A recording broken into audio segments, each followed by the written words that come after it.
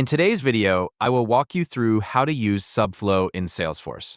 To begin, access your Salesforce dashboard and move to the Quick Settings area. From there, continue by selecting the option labeled Open Advanced Setup. This will take you into the Salesforce Setup section where different platform tools and automation settings are available. After the setup page finishes loading, move to the left side Setup menu and locate the section called Platform Tools. Inside this area, continue by searching for Process Automation. Once you find Process Automation, select the Expand option to display the available tools connected to that section.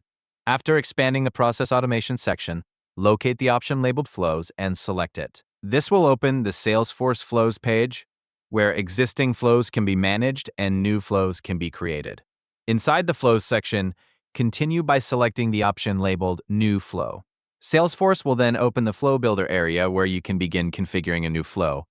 Once the builder loads, you will see different flow categories available on the screen. For this example, continue by selecting the Screen Flow category.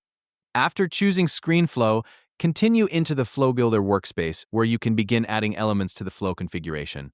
Inside the Flow Builder, move to the section where elements can be added into the flow.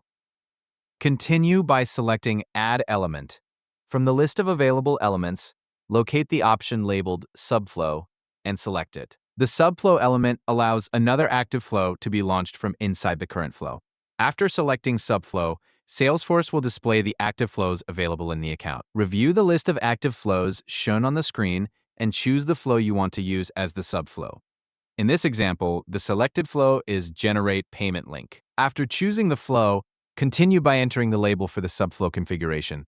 The label in this example is also entered as Generate Payment Link. After the label has been entered, continue reviewing the remaining fields shown in the setup area. The API name will match the selected flow configuration shown on the screen. Once everything has been reviewed, continue by selecting Save to apply the subflow settings. After saving the subflow element, continue by saving the full flow configuration as well. Enter the flow name you want to use for the main flow setup. In this example, the flow is named Subflow Example. Once the flow name has been entered, continue by selecting Save Again. Salesforce will then store the flow and subflow configuration inside the Flow Builder. After the save process is completed, the subflow setup will be ready inside Salesforce. The flow will now include the connected active flow selected during the subflow configuration process. Thank you for watching.